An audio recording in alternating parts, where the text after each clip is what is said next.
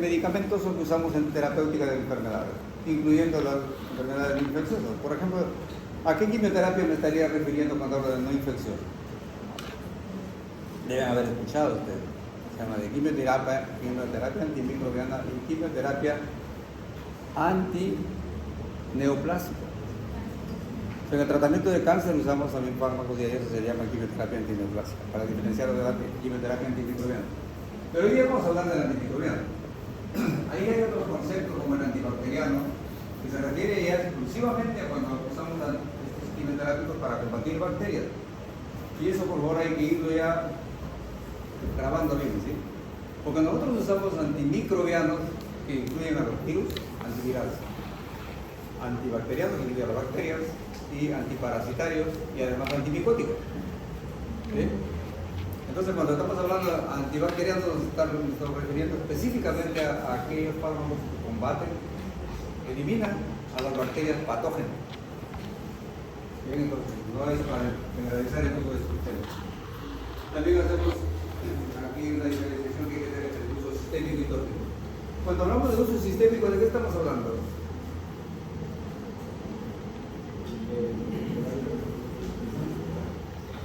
De un fármaco que va a ir a actuar a todo el organismo, sistémico.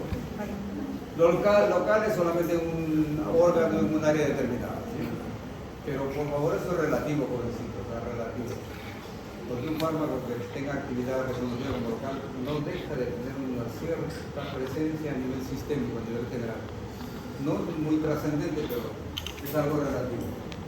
El concepto de antibiótico se refiere al antimicrobiano, que al menos originalmente fue extraído de un ente biológico.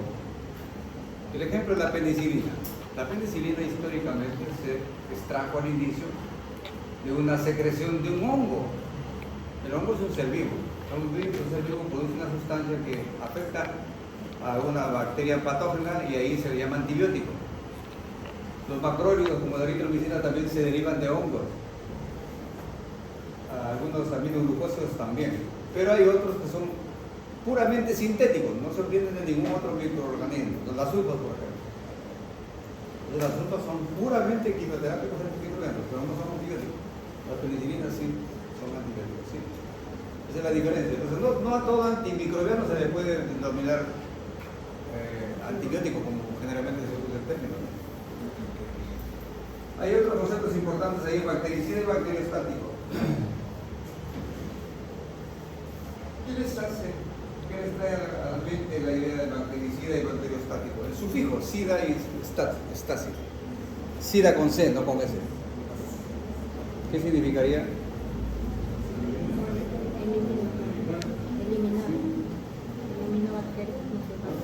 Elimina, pero más específicamente mata bacterias. ¿Sí? El antimicrobiano que mata a las bacterias es bactericida. ¿Y el que es bacteriostático?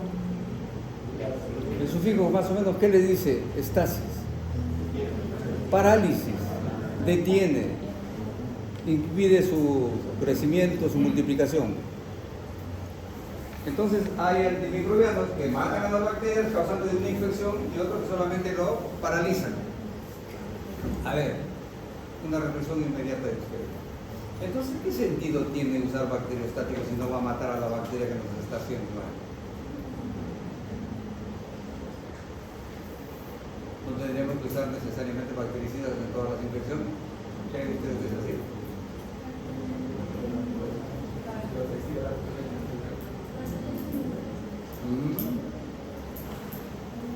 Y si usamos bacteriostáticos, como no estamos matando a las bacterias, no nos vamos a curar de la infección. ¿Qué dice?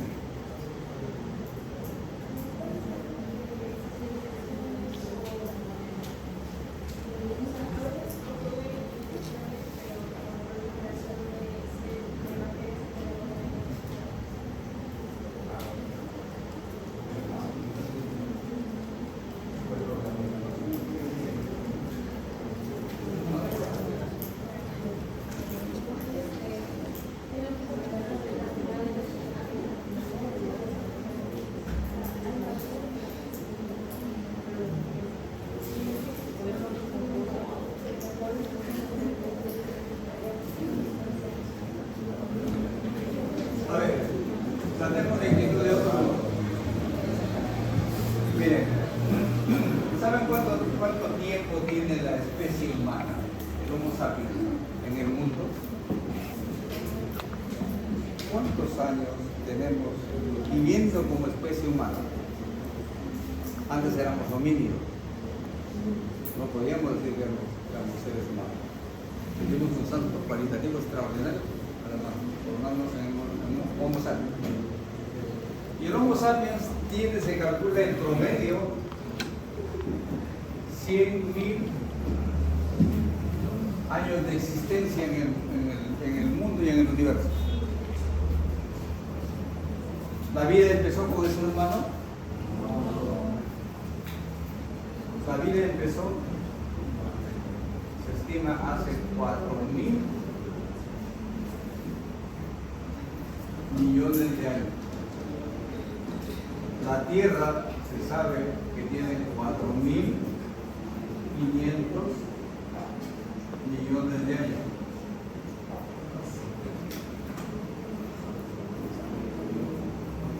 O sea, nosotros somos un suspiro pues, en la edad de la Tierra. Somos un suspiro. Y al menos desde que empezó la vida, desde acá, hasta que aparece el ser humano, la vida, los elementos biológicos, hablemos pues, digamos, para ser más precisos, desde aquí nomás. ¿Cuánto tiempo creen ustedes que tienen los antibióticos usándose en el mundo? El primer quimioterápico que se usó como antimicrobiano eficaz fue las sulfas. Las sulfas se descubrieron y se comenzaron a usar en 1930. O sea, tenemos recién para cumplir 100 años. La quimioterapia. Los antibióticos en general, si quieren ustedes, recién va a cumplir 100 años. O sea, 900 años, no, 100.000, 990.000 años nos hemos pasado nosotros ya como seres biológicos sin conocer los antibióticos. ¿Qué? 999, no, 99. No importa. Pero lo que quiero que se den cuenta es que hay una tremenda cantidad de tiempo donde no han existido los antibióticos.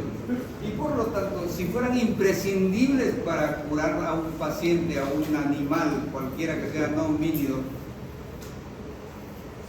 hace tiempo hubiese desaparecido la vida, ¿cierto? Por lo tanto, nosotros nos podemos curar sin la presencia sin el uso de antibióticos, ¿o no? ¿Y quién nos cura ahí?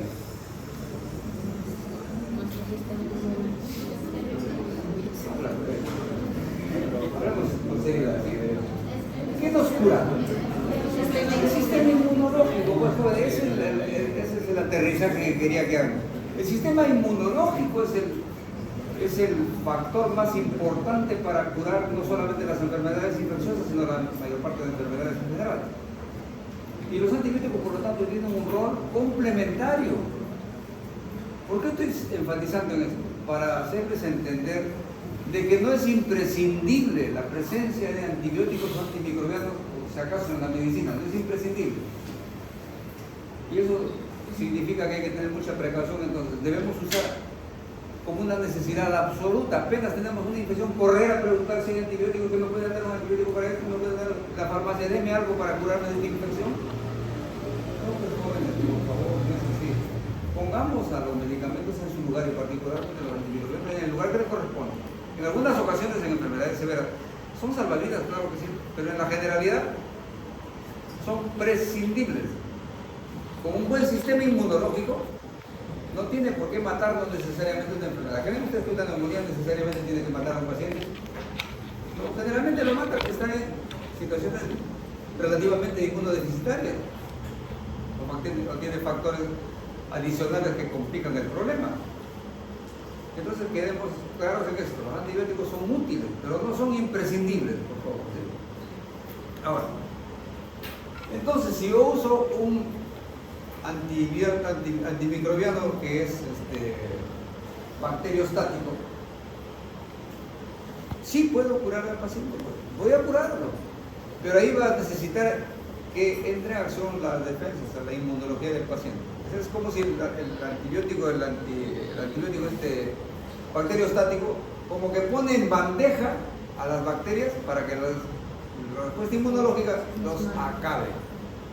Así funciona en este caso la terapia antimicrobiana. ¿Y por qué tenemos que usar a veces obligadamente bactericidas? Cuando el paciente está con inmunodeficiencia. Y no estoy hablando del SIDA necesariamente.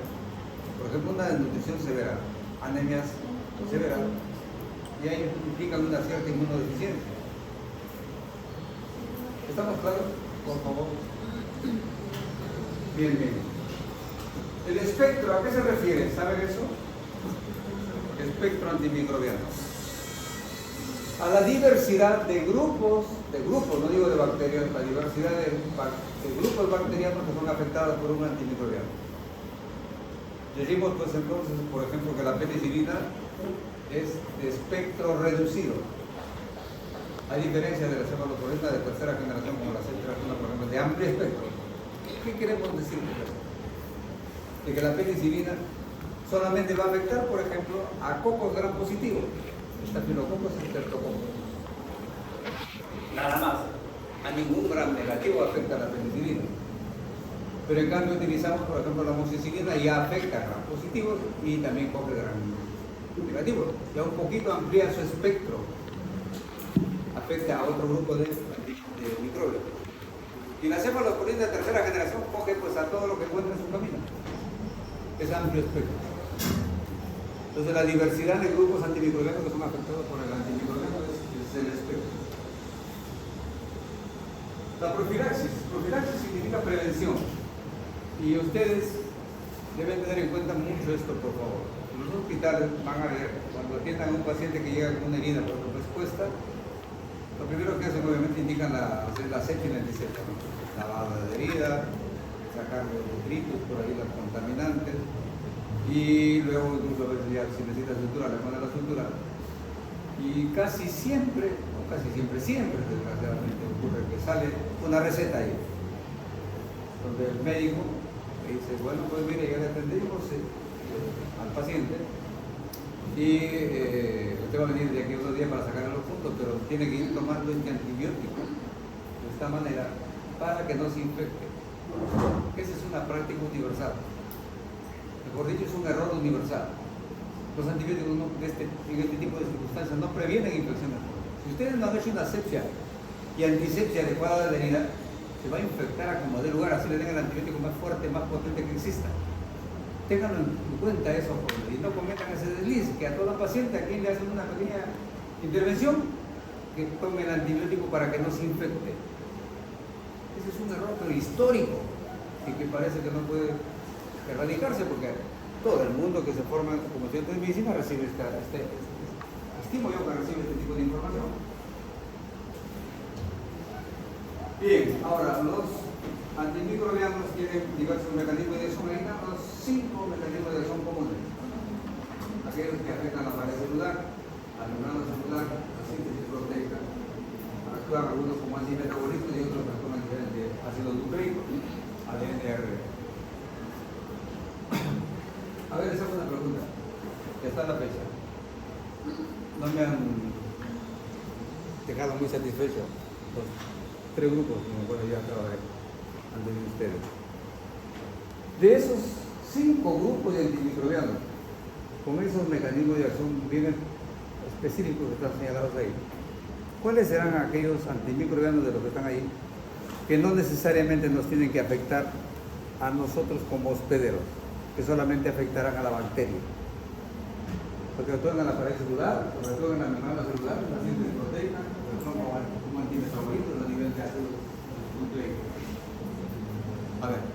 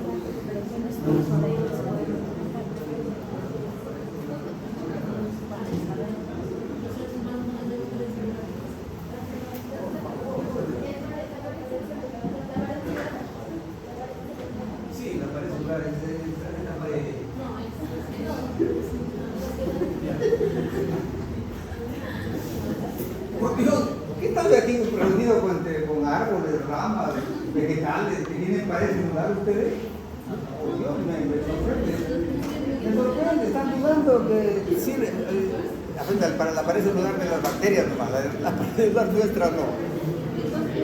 No me jóvenes, por favor, no me enojen así. Nosotros no tenemos pared celular, nuestras células ninguna tiene pared celular, lo tienen solamente los vegetales y las bacterias. Así que los beta-lactámicos, por ese mecanismo de eso, no tienen que afectarnos para nada, porque no tenemos pared celular. Por favor, jóvenes. Bueno, por ahí han recibido antimetabólicos. Aquí fíjense, hay que diferenciar este otro asunto también que es importantísimo. Las sulfas son antimetabolitos, actúan bloqueando la síntesis del ácido fólico. El ácido fólico es vital para la vida vegetal y animal y bacteriana. Pero ahora viene esa pregunta, bueno, esto sí, entonces nos podría afectar. Pero ¿por qué no nos afecta? ¿Por qué creen que haciendo obviamente extracción va a impedir la síntesis de ácido fólico en nuestro organismo y eso nos podría deteriorar gravemente? Pero ¿por qué no nos afecta? Razonen, jóvenes.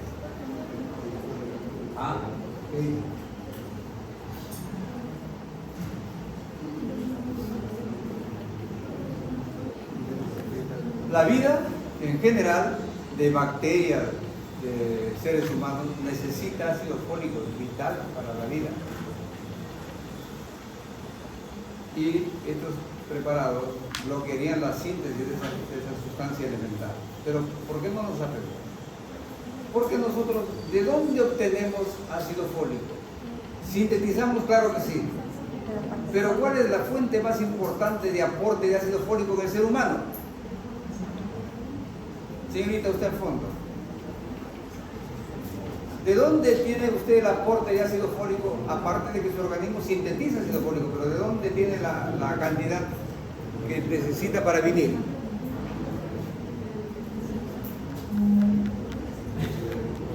Conteste, pues. Conteste, por favor.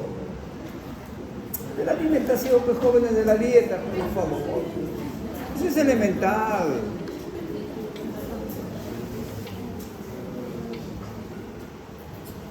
Bueno, esa es entonces la explicación por qué las sulfas no nos afectan a nosotros, porque la síntesis de ácido fólico lo inhiben también en nuestras células, pero por fortuna tenemos una dieta suficiente.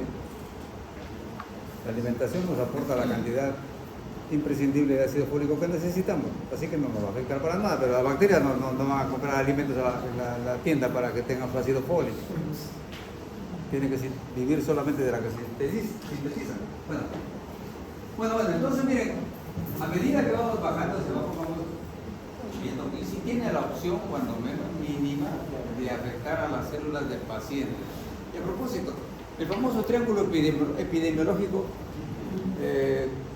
nos dice que tiene tres componentes, ¿no? Agente, medio ambiente y huésped, ¿no? Huésped. ¿No les parece que es una barbaridad hablar de que el paciente es el huésped?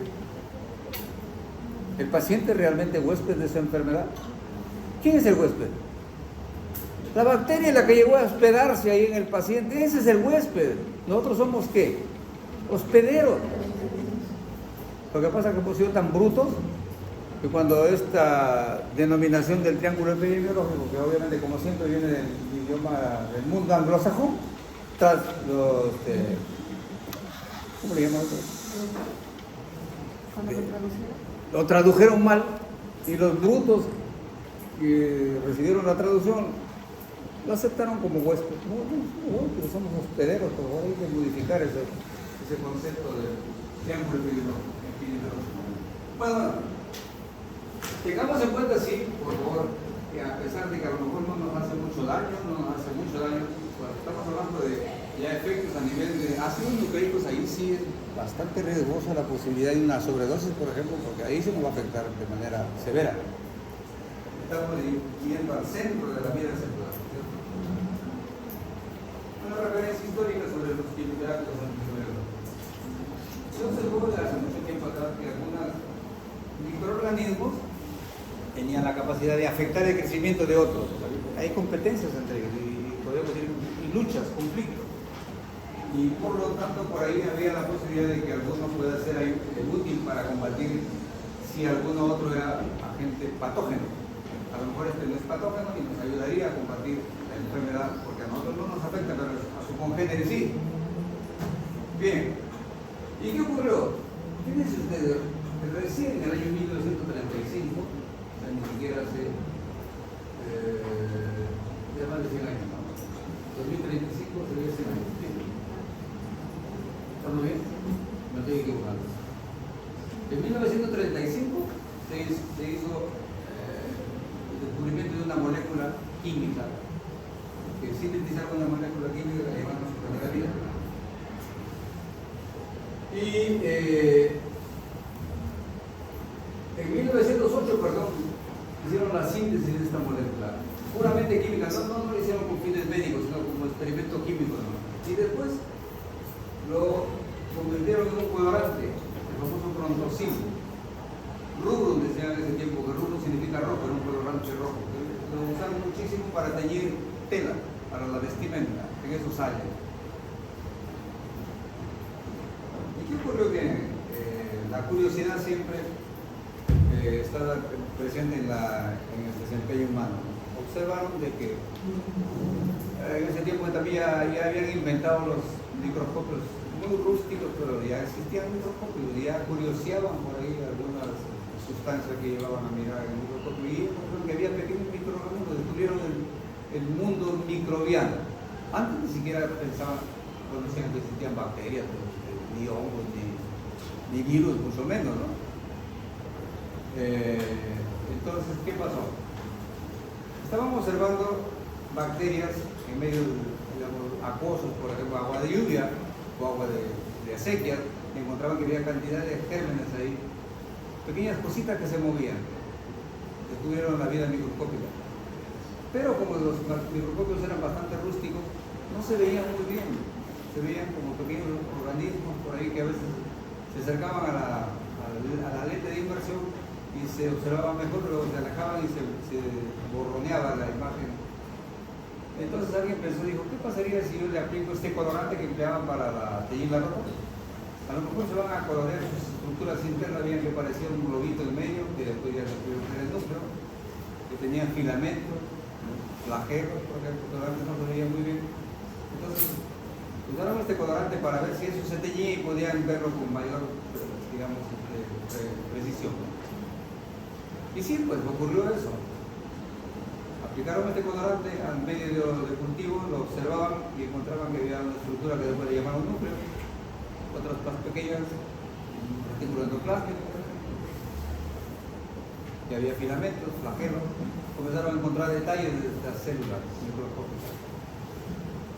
Pero curiosamente también algunos se fijó que esas estructuras, digamos, biológicas se colorearon, pero iban como deteniéndose, no se multiplicaban y al final se quedaban en estasis plena. Y obviamente morían después, pero no por acción del colorante, sino porque ya pues acaban de nutrirse, ¿no es cierto? Su metabolismo se detenía. Así que ahí notaron este detalle y dijeron, bueno, este colorante no solamente colorea este germen, sino que también al final resulta el germen afectándose. Y este germen sabemos que participa en una infección tal, una enfermedad. Ahí surgió el interés de que este colorante tenía actividad antimicrobiana. Y después se procesó más y se empezó ya a usar como la sulfanilamida. Ahí empieza la primera sulfa y fue el primer quimioterapia que usamos en el mundo. Entonces, en el año 1935 se considera el origen, la inauguración de la terapia antimicrobiana. Más o menos 8 años después, un poco menos, surgió el otro evento importantísimo, el descubrimiento de la penicilina. Ya creo que ustedes conocerán cómo es este hecho que parece un poco anecdótico, ¿no? Como Alexander Fleming encontró que había una secreción por ahí de un moho, ¿sí?, que tenía efecto antimicrobiano. ¿Y eso cómo ocurrió? Se dice, se cuenta. En ese tiempo estaba Fleming investigando placas de cultivo de gérmenes y estaba estudiando los estafilococos, que tenían sus colonias llenecitas en el medio de cultivo, agar. ahí observaba después las características de estos estafilococos. Y se cuenta que dejó un día destapado la placa, semi-tapada. Y había caído una gotera que coincidentemente del techo de su habitación, que en ese tiempo en Londres es un clima muy húmedo y todas las casas eran de madera, y se formaban mohos, hongos en la madera. Y con la humedad había escurrido un hongo esto y caía una goterita que justo entraba en el resquicio de la plaquita de cultivo. Y cuando Clemente llegó el otro día, observa eso, que lo había dejado tapado y había entrado una gotera por ahí. Y resultó que en el sitio donde caía la gotera había un árbol. No había ninguna bacteria. Ninguna bacteria. Se quedó pensando y probablemente diría, pues, efecto mecánico, entonces cae una gotera, lo desplaza, ¿no? Pero ¿qué hizo él para verificar esto?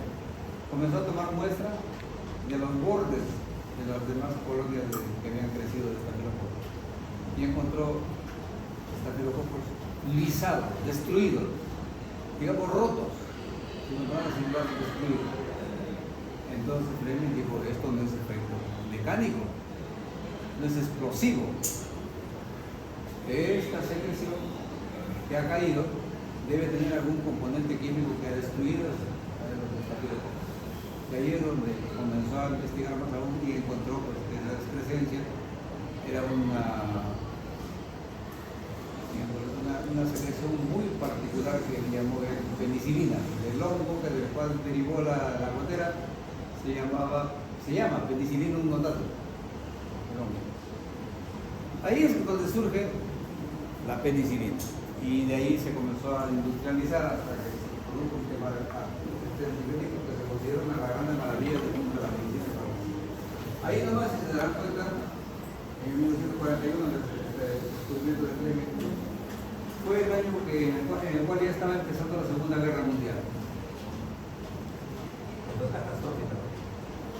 Y en ese tiempo los soldados, obviamente, pues imagínense, paraban el acto bélico y no se bañaban, tenían su uniforme muy riguroso, con botas terriblemente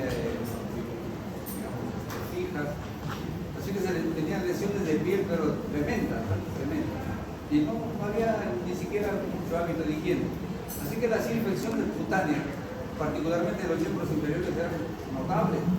Y hubo una en particular que le llamaron la pie de trinchera, las trincheras de combate.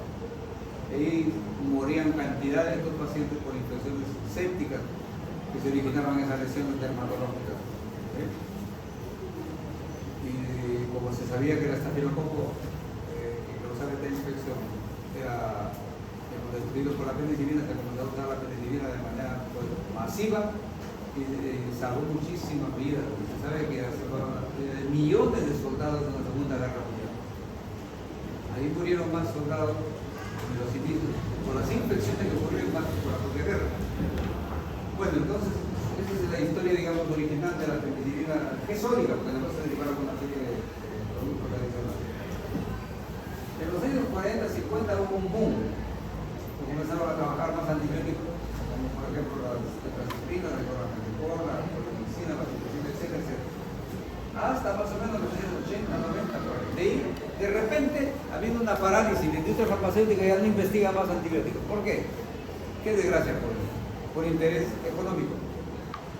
Porque ya no es muy rentable, porque había bastante antibióticos, entonces ¿para qué están descubriendo otros que a lo mejor pues, van a consumirse no tan, digamos, intensamente como espera la industria farmacéutica? Entonces la industria farmacéutica ha dirigido su investigación a productos, por ejemplo, como las enfermedades cardiovasculares, que son más frecuentes, las enfermedades metabólicas como la diabetes, las enfermedades psiquiátricas como la depresión, y etcétera, etcétera. Entonces, hay una escasez tremenda de interés de investigación de la industria farmacéutica sobre nuevos antibióticos. Y ahorita, con 5 días de adelanto, ya llegó el momento histórico que tanto se temía. Ya existió un caso de una enfermedad causada por una bacteria resistente a todos los antibióticos habidos y por haber.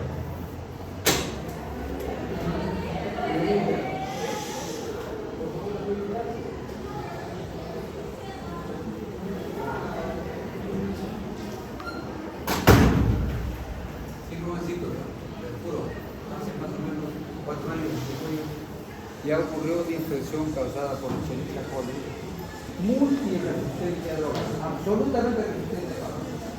Por fortuna, es una infección que se autolimitó en el Reino Unido. Y eso no ha ocurrido solamente en el mundo, ha ocurrido en Italia con un paciente de infarto. Un paciente varón de 82 años, que tiene una por Escherichia coli. Se le pidió el cultivo y el antibiograma. Cultivo Escherichia coli. Antibiograma. Una lista de cerca de 30 antibióticos que se probó en Escherichia coli. A todos era resistente. Ningún caso de sensibilidad siquiera intermedia. Ese paciente se le sacó del estado crítico con un cóctel que se llama antibiótico. Se usó mezcla de antibióticos con la esperanza de que pudieran interactuar ahí favorablemente y por fortuna. Jovencito, ya llegó ese momento que tanto se temía. Es un momento tremendamente grave, ¿verdad?, para la salud mundial. El New England, un diario muy reconocido en Londres, publicó un titular donde dijo: se acabó la era de los antibióticos. Y es una realidad joven. ¿Y saben por qué hemos llegado a eso? Precisamente por el mal uso de los antibióticos. Qué terrible, francamente. Es una cuestión trágica, en verdad. Bueno.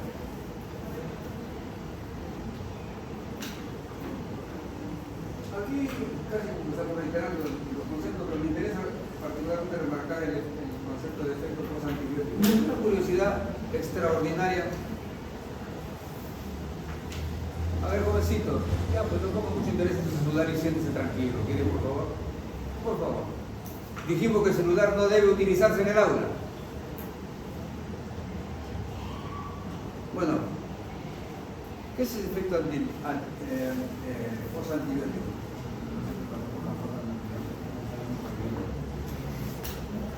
¿Qué pasó? Miren, en los años 60, 70 de este siglo pasado, se comenzó a usar un antibiótico muy extraordinariamente activo para las infecciones urinarias, que es la gentamicina, es un aminoglucosa. Y la gentamicina, por vida media, ¿cómo es el concepto de vida media? Es aquel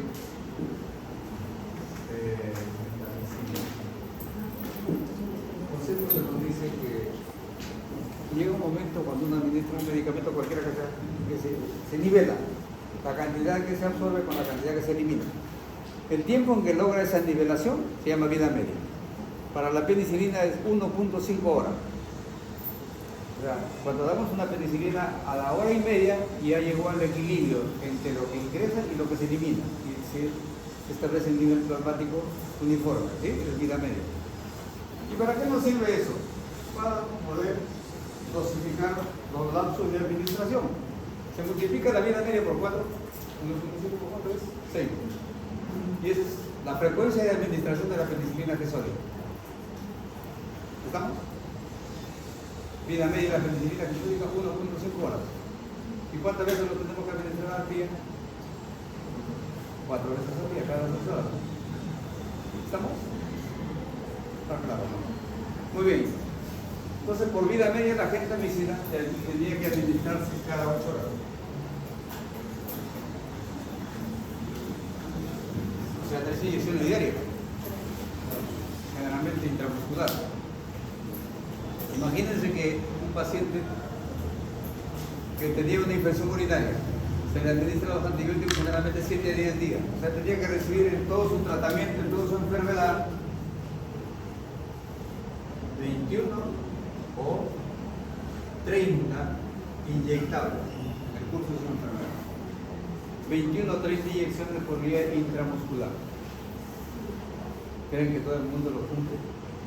No, pues generalmente 3-4 días y abandonan el tratamiento porque nadie soporta el trauma de estar recibiendo inyectables, más aún cuando confunden la vía intramuscular con la vía intranalgal. Por favor, no solamente se tiene que usar en las nalgas la vía intramuscular. Hay una serie de músculos grandes que puedan recibir una dosis. Pero bueno, entonces se observó esto, fíjense una cosa curiosa, que mucha gente que no cumplía el tratamiento, no se colocaba las 3 inyecciones diarias, sino se colocaba 2, a veces una sola vez al día. En su control resultaba que estaban mejorando notablemente y a veces, curiosamente, paradójicamente, evolucionaba mejor que aquel que estaba recibiendo 3 inyecciones diarias. ¿Cómo se explicaría eso? Se encontró precisamente que con la gentamicina al menos, el nivel de mortandad, como dice ahí, supresión persistente de crecimiento bacteriano luego de la exposición de corta duración. O sea, el efecto antimicrobiano de la primera dosis era tan intenso contra esas bacterias que eran susceptibles que la población de bacterias se reducía a un mínimo. Y para que pueda dar otra vez síntomas agudos de enfermedad, demoraba mucho tiempo en recuperarse. Y cuando ya estaba en ese proceso de recuperación, lo agarraba a la siguiente dosis demorada. ¿Entienden? ¿Se capta la idea? ¿Sí? Entonces, por fortuna, miren cómo es que se observó esto, este detalle curioso. La primera dosis es tan intensa para matar población bacteriana que reduce al mínimo esta cantidad de bacterias. Y que da tiempo para que cuando se recupere y pueda provocar algún agravamiento de la infección, da tiempo porque la siguiente dosis demorada lo coge otra vez de modo intenso. A eso se le llamó el efecto postantibiótico. No es por si acaso propio de todos los antibióticos, solamente de algunos de ellos, como por ejemplo los aminoglucósidos, la gentamicina es un aminoglucósido, la quinolona, los macrólidos, la clindamicina, la tetracyclina, la beta-lactámico, especialmente los que tienen acción sobre gramos positivos. ¿Se entiende? No jóvenes ese efecto postantibiótico. O sea, no necesitamos en este caso dar las dosis tan altas como se daba antes y ni tan frecuentemente. Pero eso es con algunos, no con lo que está demostrado, no siempre se puede aplicar en todos los organismos.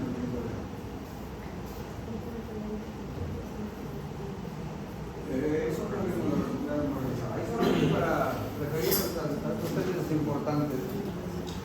¿Qué saben ustedes sobre los antisépticos y sobre los desinfectantes? Supongo que van a hablar de estos términos, antiséptico y desinfectante.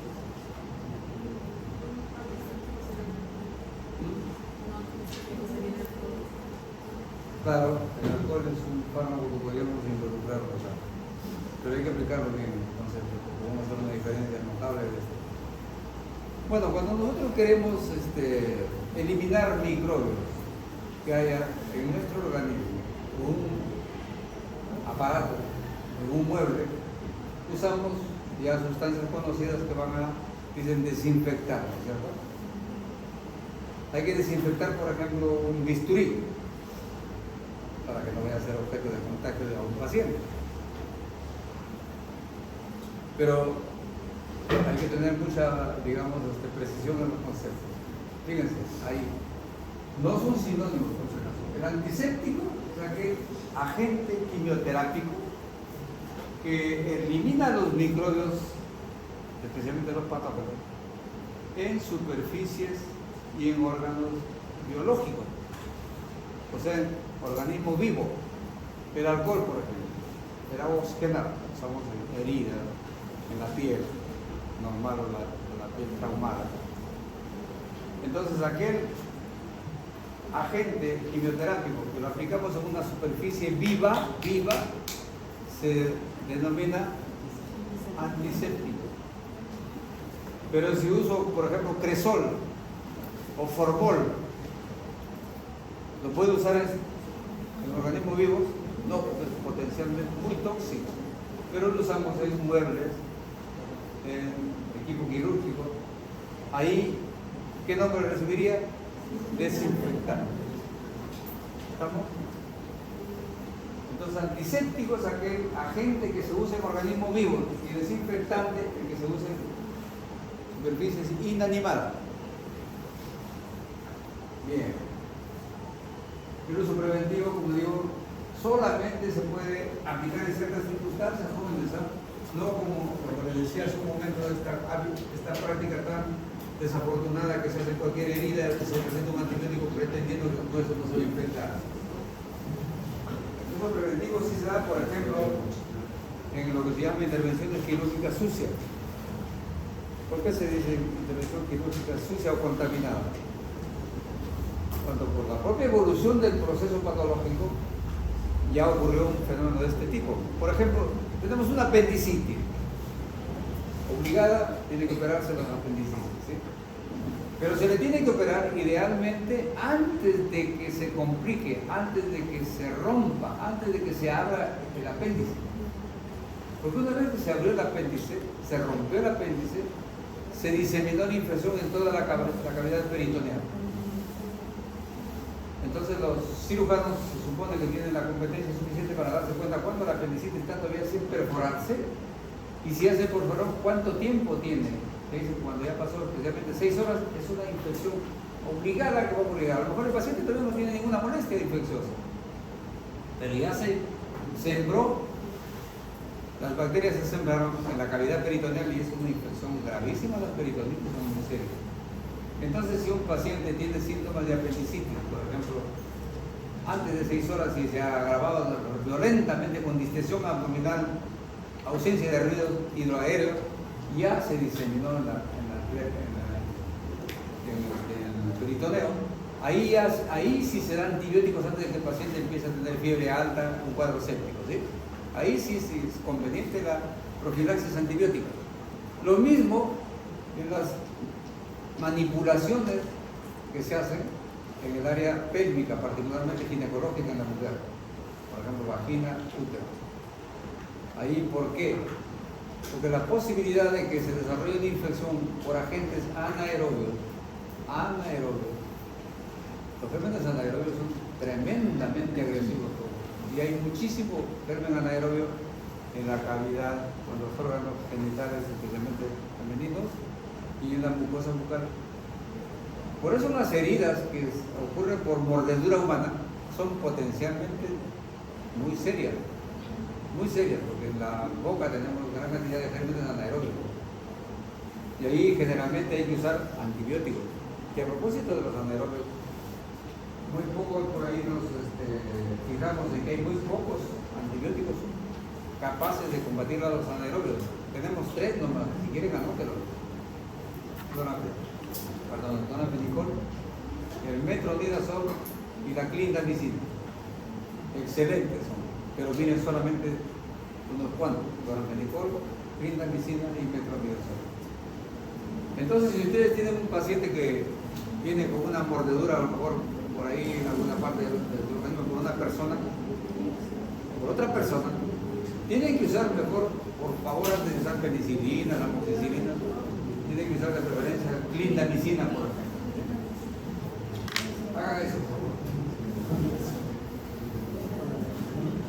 Bueno, los mecanismos ya los estamos prácticamente reiterando, pero hay que ser un poco más precisos aquí, dar un poco más de detalle. Los beta-lactámicos, decíamos en una primera diapositiva, que son los que actúan a nivel de pared celular. Aquí los estamos detallando, por ejemplo, las penicilinas y las cefaloponinas son beta-lactámicos, y actúan inhibiendo la síntesis de la pared celular, o promueven su destrucción, e incluso además promueven un mecanismo de autolisis.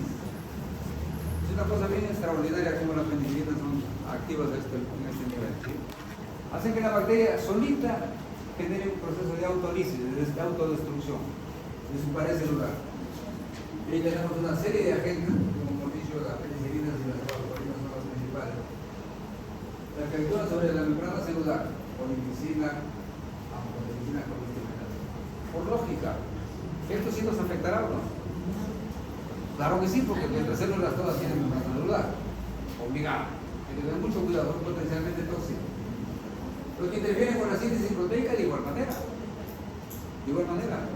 Por eso son potencialmente peligrosos.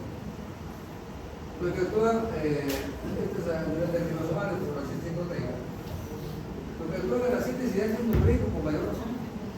Miren, los inhibidores de la RNA polimerasa, la rifampicina, por ejemplo. Ese antibiótico es muy útil para infecciones severas, pero no se puede usar así nomás por el potencial daño que tiene a nivel de ácido nucleico.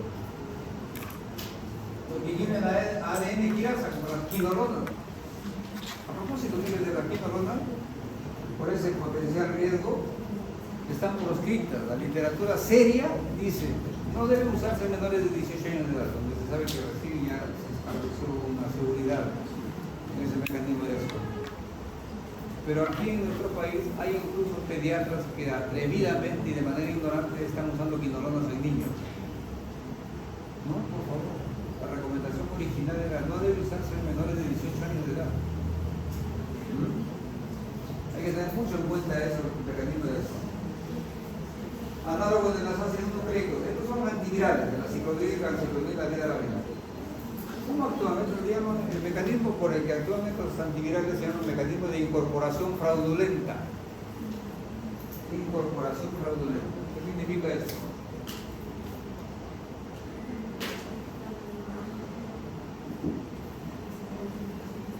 Estos antivirales producen fraude. Provocan un fraude.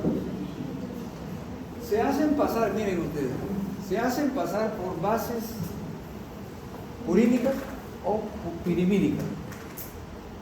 Y como son antivirales, el virus necesita, obviamente, replicarse su ADN o su ARN. ¿Sí? ¿Qué pasa? Para replicarse necesita bases urínicas y pirimídicas. Y el aciclovir es como si se disfrazara de una base de este tipo. Y el virus lo incorpora como una base purínica en su ADN o en su ARN. Y ahí es donde el aciclovir deteriora al virus y lo puede destruir.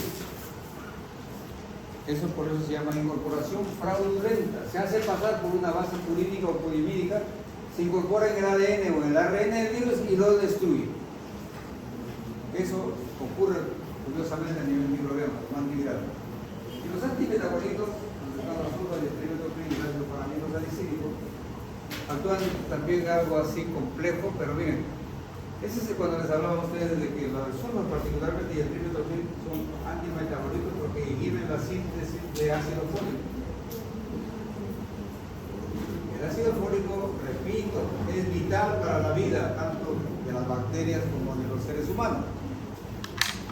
Y en los humanos, por suerte, la mayor parte de ácido fólico beta sistema viene por la dieta, pero las bacterias no. Y para que se sintetice el ácido fólico, actúan varias enzimas en etapas. Las sulfas actúan inhibiendo a una de estas enzimas. El trimetopril inhibiendo a otra enzima. Por lo tanto, se potencia. Si yo uso una sulfa, como por ejemplo el sulfamethoxazol, y el trimetopril acá, lo combino, ¿qué estoy haciendo?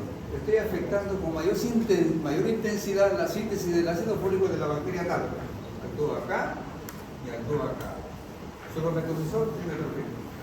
Eso es una sinergia extraordinariamente maravillosa de esta asociación. Esta asociación existe en medicina. ¿Cómo se llama?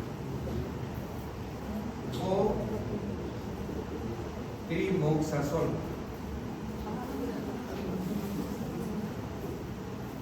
El cotrimoxazol es la combinación de una sulfamethoxazol con el trimetopril. El trimetopril es sulfa. Y aprovecha que la sulfa, el sulfamethoxazol, inhibe esta enzima, se bloquea la síntesis de ácido fólico, pero no del todo. Pero se completa ese bloqueo cuando actúa el trimetopril, con el cual está asociada a la sulfa, y ahí sí afecta notablemente al microorganismo patogénico. Es una sinergia extraordinaria, se llama por pasos secuenciales. El cotrimoxazol, al menos en su momento, fue una maravilla en verdad. Pero como siempre, va perdiendo vigencia. ¿Por qué? Porque como siempre, repito, son usados irresponsablemente y al final se van generando resistencia. Ahora ya poco se usa el cotrimoxazol, pero sigue siendo muy útil, por si acaso, por ejemplo, en infecciones respiratorias de la tercera edad, particularmente en el EPOC, las bronquitis crónicas, sigue siendo muy útil. Bueno, aquí hay un tema que me interesa remarcar muchísimo, esta posibilidad de que haya interacción. Miren, las interacciones necesariamente son positivas, ¿no? Cuando son positivas hablamos de sinergia. Y si no son positivas, son negativas, digamos inconvenientes, hablamos de bloqueo, interferencia. Entonces, ¿qué pasa? Quiero que capten este dato, Miguel. ¿Se acuerdan que hemos hablado de bacteriostáticos y bactericidas, ¿no es cierto? Muy bien, eso ya se fijó. Pero quiero que sepan que para que actúe tanto el bacteriostático como el bactericida, escúchenme bien, la bacteria tiene que incorporarlo, hablemos un poco chabacanamente, digamos, tiene que comerlo al quimioterápico, tiene que incorporarlo a su interior celular, ¿sí? Aquí noten esto. Entonces, yo uso el bacteriostático.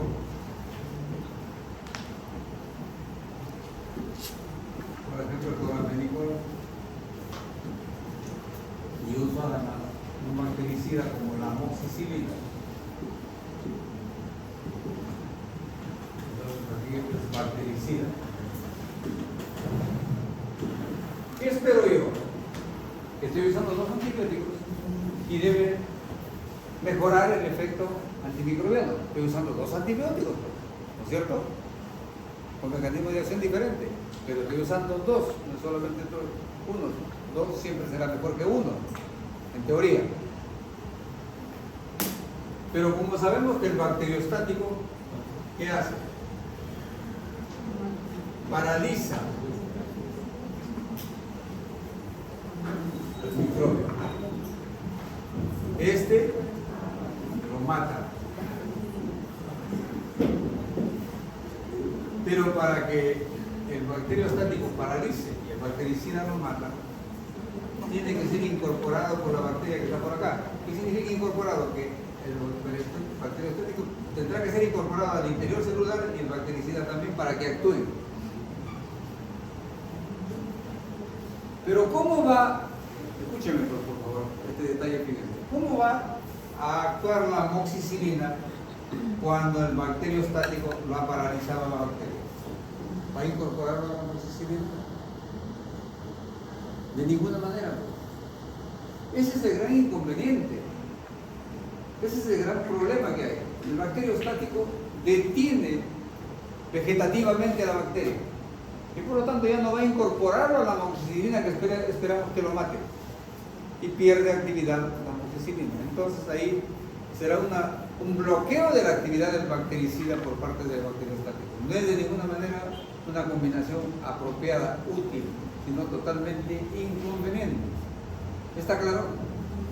Es pésimo, jovencitos, entonces asociar antibióticos si es que no nos hemos fijado si serán bacteriostáticos ambos, serán bactericidas ambos, o será bactericida y bacteriostático. Es una cuestión compleja tal vez, pero hay que tener en cuenta como una previsión. Nunca usemos dos antibióticos a los cuales no conocemos cuál es su mecanismo de acción. Si estamos seguros que a lo mejor los dos son bactericidas, obviamente lo usamos, pues, porque no se paralizó la bacteria y va a incorporar a los dos y potencialmente a veces podemos pensar que puede ser una sinergia de suma. ¿Estamos bien? ¿Estamos de acuerdo? Pero si no conocemos, o si ya sabemos que uno es bacteriostático y el otro es bactericida, entonces el bactericida lo estamos usando de más. No va a funcionar. Cuando usamos, repito, dos bactericidas pueden sinergizarse, como dice ahí. La sinergia en acción secuencial es lo que hemos dicho del 4 hemocitoso. Por pasos se va afectando a la bacteria. Y utilizamos también lo que llamamos facilitadores, por ejemplo los inhibidores de beta-lactamasa. ¿Han escuchado de los inhibidores de beta-lactamasa? ¿Saben lo que es el anillo beta-lactámico? Probablemente no. Bueno, ¿qué pasa?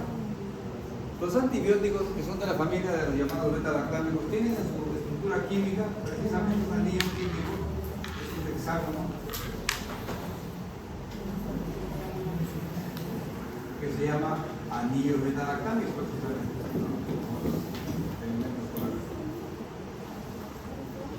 Y fíjense que las bacterias son en verdad tremendamente hábiles y desarrollan estrategias para defenderse de los antibióticos.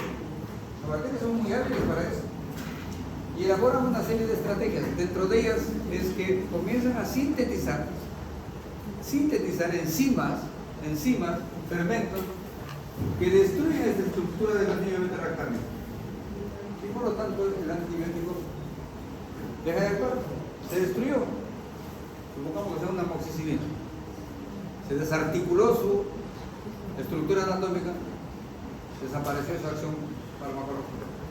Y los microorganismos, por lo tanto, resisten. Los mecanismos de resistencia de los microbios contra los antibióticos. Entonces perdió su actividad que originalmente tenía. Cuando se descubre la penicilina, en verdad tenía una actividad notablemente intensa. Pero por el mal uso comenzaron a elaborarse mecanismos de resistencia y dentro de ellos las bacterias comenzaron a sintetizar beta-lactamasas, destruyeron la molécula, el anillo beta-lactámico de la penicilina y la penicilina se inactivó. Adiós penicilina. Pero ¿qué ha ocurrido? Por fortuna en la investigación farmacológica se sintetizó algunos preparados que tenían una exquisita actividad contra las enzimas que le llamamos beta-lactamasa. Entonces la bacteria, el estafilococo por ejemplo, produjo rapidísimo beta-lactamasa. Esta enzima beta-lactamasa destruía al anillo beta-lactámico, lo desarticulaba. Y por lo tanto la bacteria sobrevive. La investigación farmacológica, como les digo, logró, por fortuna, producir un fármaco que hace destruir a la beta-lactamasa y se preserva el anillo beta-lactámico. ¿Qué preparado es ese? Precisamente este es el famoso preparado que se usa muchísimo ahora junto a la amoxicilina. Ácido clavulánico. Ácido clavulánico. El famoso ácido clavulánico.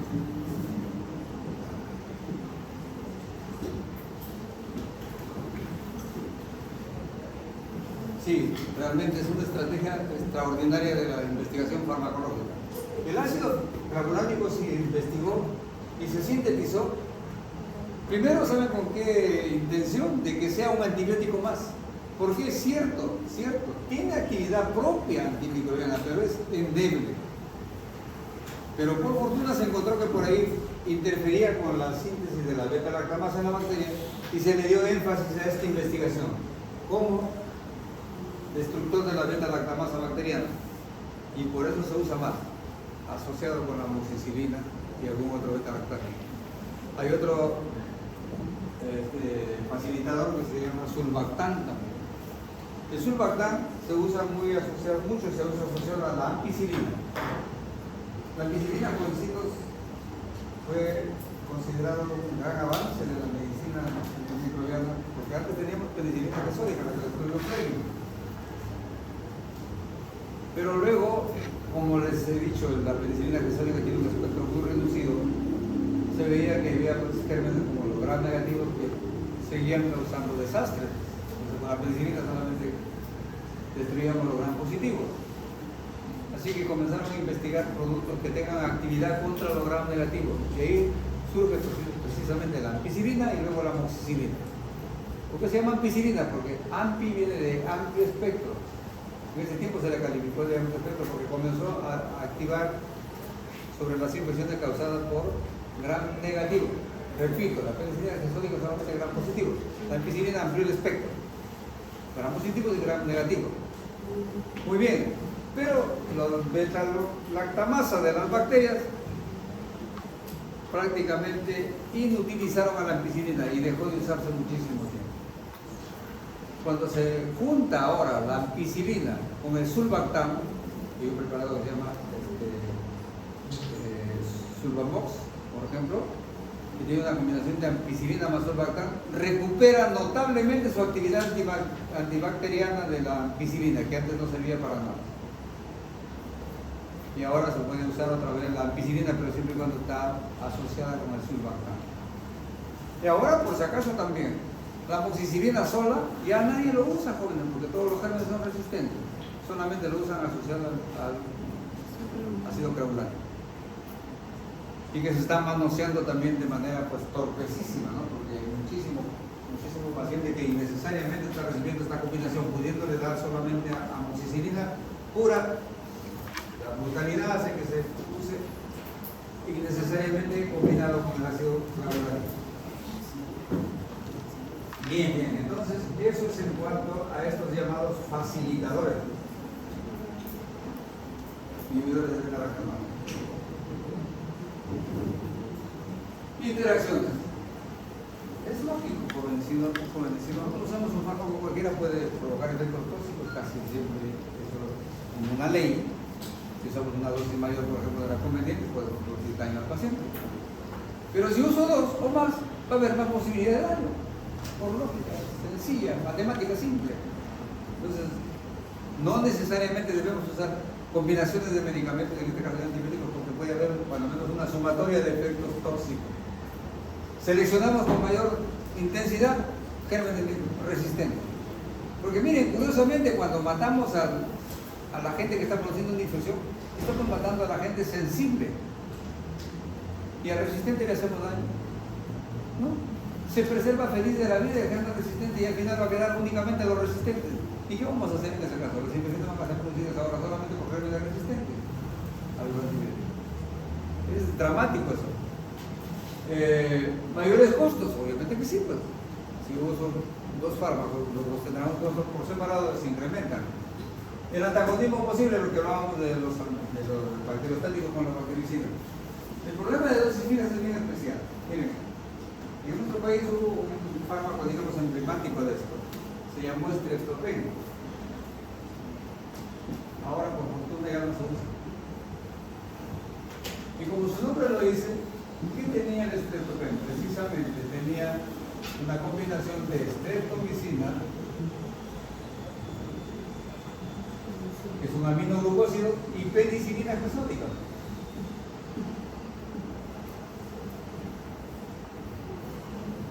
Bien, ¿qué sabemos nosotros? La streptomicina, su vida media exige administrarlo 1 o 2 veces al día, cada 12 o 24 horas, ¿ya?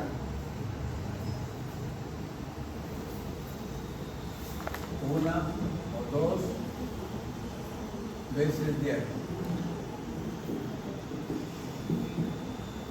En la penicilina ya estamos repitiendo varias veces. ¿Cuántas veces se administra?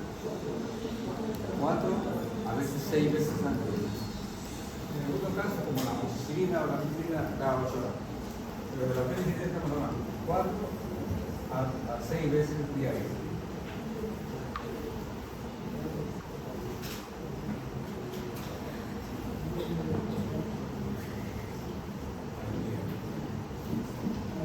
Bien, pero como ya está combinado en un solo preparado, en un solo inyectable, atiendan esto por favor. Ya viene preparado la combinación esta. ¿Cómo voy a dosificar el famoso estreptopen en un paciente tal? Es posible. Si yo tomo en cuenta el contenido de esta penicilina, tendré que administrarlo 2 veces diarias. Pero ¿qué estoy haciendo con la penicilina que también está ahí? ¿Se administra 2 veces diarias? No. Ahora, si tomo en cuenta la penicilina, tendría que administrarlo 4 o 6 veces diarias. ¿Qué estamos haciendo con la streptomicina? Dándolo demasiado seguido. Entonces, esto realmente es una irracionalidad, pero vergonzosa, ¿sí? Pero a la industria farmacéutica no le interesa eso. Le interesa vender. Y utilizando tontos útiles, como a muchos médicos que recetan esta cosa irracional. Y ahora eso se ha generalizado tanto, jovencitos, que en verdad da pena, da hasta asco ver estas torpezas que no solamente se combinan antibióticos con antibióticos, sino antibióticos con otro tipo de fármacos. Por ejemplo, hay algunos que se usan para, se supone, infecciones respiratorias complicadas que empezaron con un resfrío o una alergia que se complicó. Combinan antihistamínicos con antibióticos. Por ejemplo, la amoxicilina con cetiricina. La cetiricina se administra por vida media, se debe administrar 1 sola vez al día. Y la amoxicilina se debe administrar cada 8 horas. ¿Cómo diablos indico ese medicamento a un paciente? Si tomamos en cuenta la cetiricina, tendría que administrarla una vez al día. ¿Y la amoxicilina? ¿Se da una sola vez al día?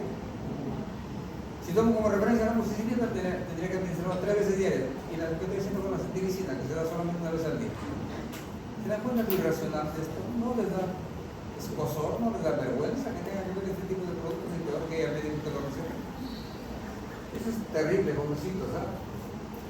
Ahora, incluso si ustedes tienen un fármaco combinado, un antibiótico con otro fármaco, que puede ser antibiótico, puede ser un no antibiótico, por ejemplo, como se usa antibióticos más productos balsámicos, el pinol, gomenol, por ahí, te ayudaría a hacer dice la propaganda, a descongestionar al paciente, a digamos, liberar de secreciones en la vía respiratoria.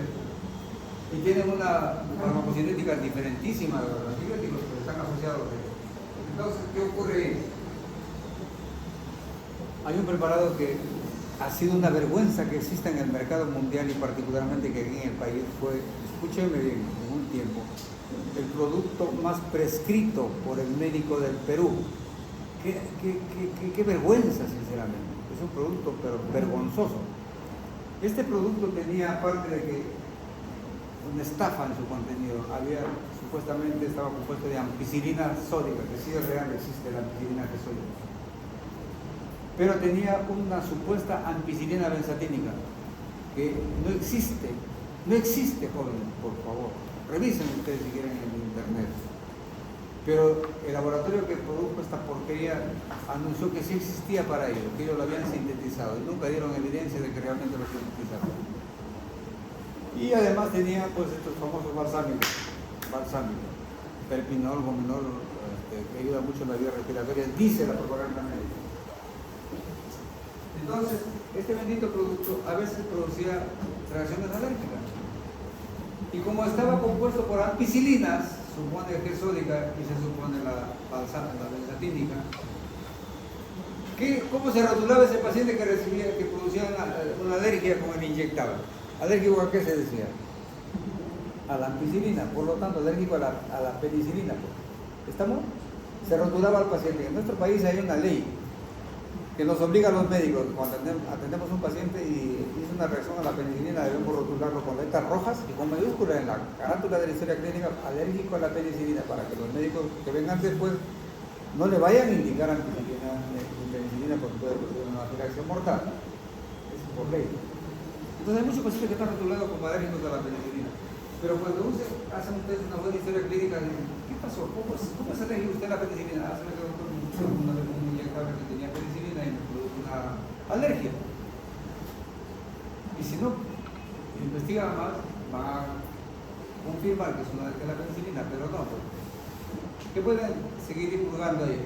Bueno, sí, pues es el medicamento que le inyectaron en la Pepronol y la ampicilina, una penicilina. Pero pueden hacer una pregunta, ¿y alguna vez usted tomó así un preparado que tenga solamente amoxicilina o ampicilina o penicilina? Sí, puede decir que le diga sí. ¿Y qué le ocurrió? Nada.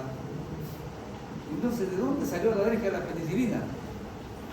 Esa reacción alérgica que tuvo fue a la penicilina, a la amoxicilina que tenía el preparado. Fue al terpinol, al gomenol y a los otros componentes que están ahí. ¿Se dan cuenta? Entonces, es difícil saber si realmente fue causada la alergia por la penicilina o por los agregados que tenían ahí. Ese es el problema de las combinaciones, en este caso de antibióticos con otros preparados. Bueno, estos son factores determinantes donde ya para que actúe el antibiótico, el quimioterápico, tiene que ver su tamaño, la forma molecular, la solubilidad, el grado de ionización, su farmacocinética puede ser afectada por el pH. Por ejemplo, la penicilina, que es sódica, jovencito, apenas entra en contacto con la mucosa gástrica, se inactiva. El ácido clorhídrico lo destruye a la penicilina, por si acaso. ¿Sí? Entonces, no se puede usar penicilina que es sódica por vía oral. ¿Qué se hizo? Un cambio químico en la molécula, se le transformó y se formó la famosa penicilina V, la fenoximetilpenicilina. Y por esa modificación química que se le usa, sí toleraba el ácido gástrico y sí se absorbe por vía oral. ¿Sí? Entonces el pH tiene que ver aquí en la actividad de los antibióticos. Sí se soluciona, se hay disolución apropiada del fármaco, depende de la preparación farmacéutica. El flujo sanguíneo regional es importante porque ya saben ustedes que hay varios fármacos, tenemos órganos que reciben aporte sanguíneo diferenciado. Los órganos que más reciben flujo sanguíneo, ¿cuáles son? Corazón, riñones, cerebro, hígado, sí, fundamentalmente. Así que ya podrán deducir que esos órganos son los que van a recibir más carga de antibióticos que el resto del órgano del cuerpo. Se puede tener una actividad diferenciada. El área de superficie de absorción. Antes se usaba mucho las inyectables intraperitoneales, ¿eh? Y el medicamento, cualquiera que sea, actúa de un modo pues, veloz e intenso. ¿Por qué creen? ¿Por qué la vía intraperitoneal es veloz e intenso en cuanto a su absorción? Es anatómico, ¿no? La base es anatómica. ¿Por qué? Porque es una tremenda superficie de absorción. Los jóvenes aplican ahí el antibiótico y se absorbe en tremenda superficie que es la peritoneal. Y además, ¿qué tiene el peritoneo en cuanto a vascularidad? Tremenda vascularidad. Así que precisamente es muy activa esta vía de absorción por su superficie de absorción y por su vascularidad. ¿Y qué ocurre?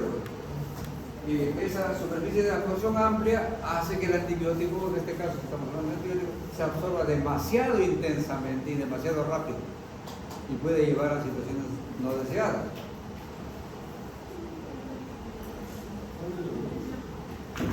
Sí, aquí quiero destacar el asunto de la fijación.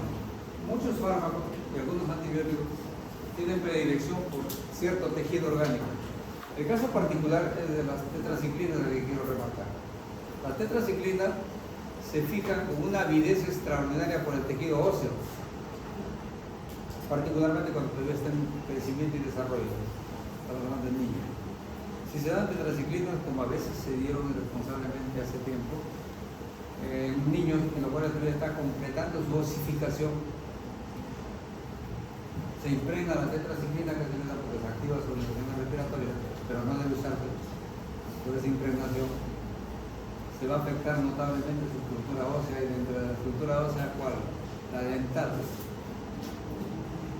Yo sí he tenido la oportunidad de conocer una niña, ya jovencita, cuando la conocí, 17 años, que tenía la dentadura en verdad verde, casi como estas cosas que se ponen ahora de brackets, así verde y transparente y con una caries pero brutal. Había usado tetraciclinas toda su infancia porque era asmática, que se complicaba muchísimo con infección de los riñones. Y si hubiésemos hecho su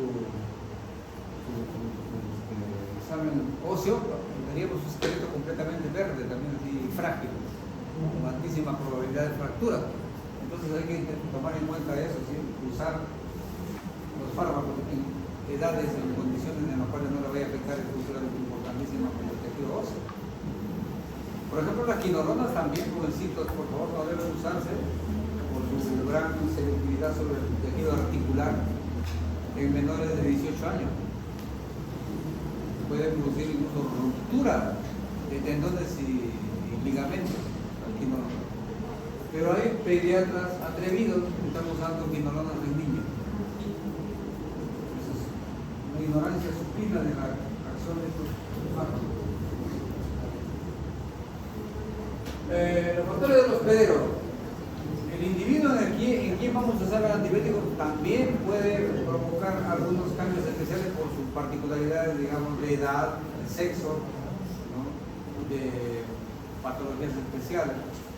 Entonces, los individuos a veces determinan qué antibiótico debemos elegir.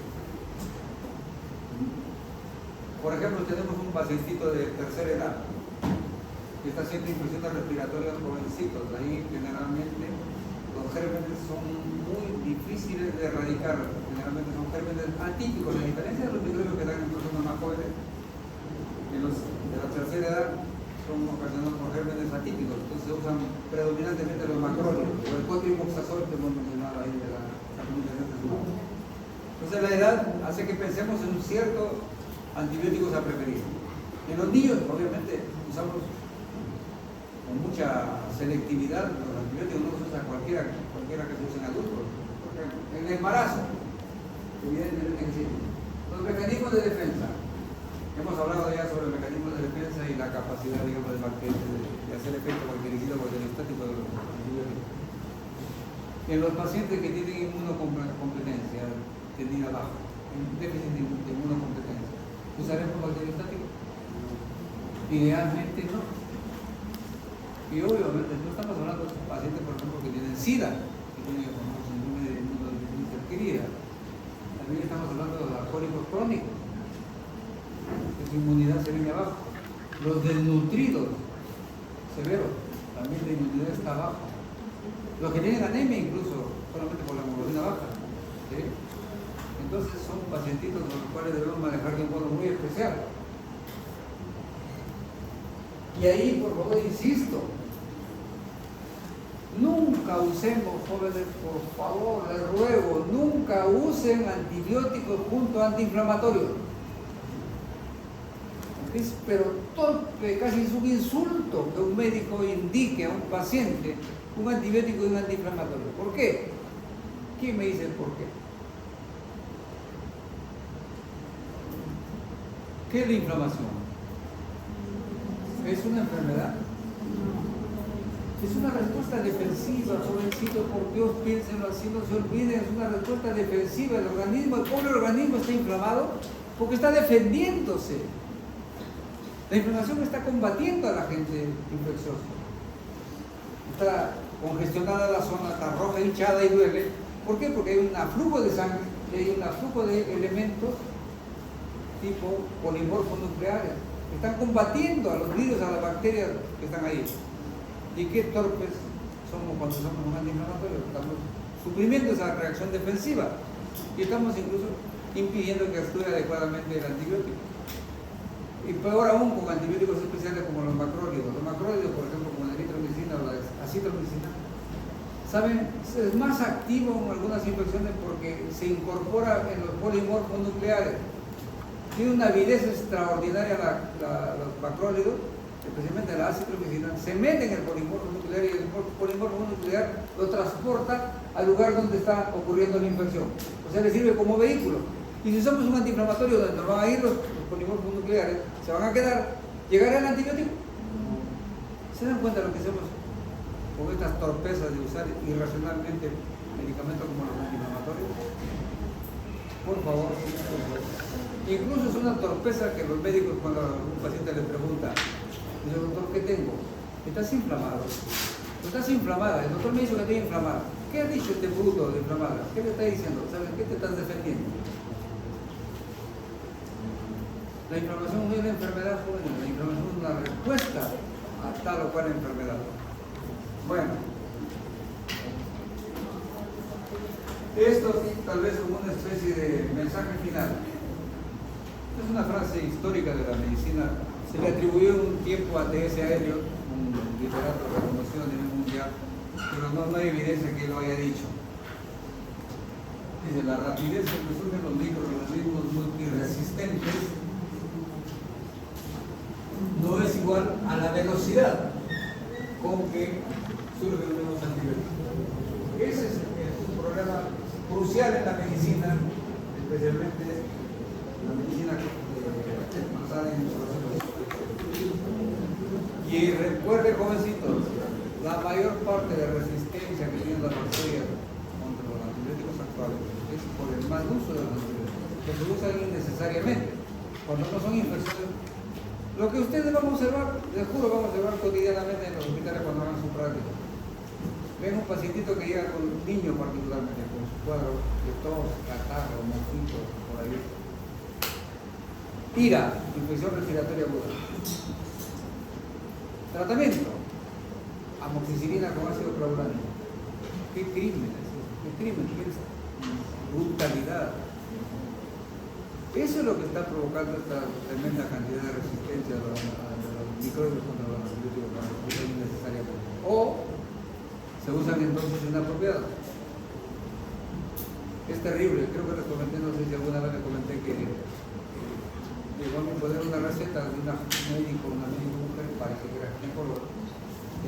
aplicado a una paciente que tenía una candidiasis vaginal. Llegó un antimicótico, el fluconazol. Y el fluconazol no tiene ninguna presentación más que en óvulo vaginal, o cabeza vaginal. Y se administra, en óvulos y en tabletas de liberación prolongada que se aplica una sola vez cada semana, a veces es suficiente una monodosis. Una capsulita de 160 miligramos es suficiente para controlar el problema de estos hongos en la vulvovagina. ¿Saben cómo había prescrito esta colega? Un inyectable, una ampolla, fluconazol, una ampolla cada semana. No existe el fluconazol inyectable. No existe, nunca ha existido ni existirá, porque no se puede preparar inyectables de fluconazol. Pero esta doctora, ¿de dónde sabía que existía una ampollita para que se coloque cada semana a la paciente? Eso indica, pues imagínense, una ignorancia supina sobre el uso de los medicamentos. Así que, jovencito, por favor, pido que reflexionen sobre esto. Los antibióticos son importantísimos, pero tienen su lugar y su momento. No es para usarlos con mucho entusiasmo. ¿Sí? Listo, terminamos con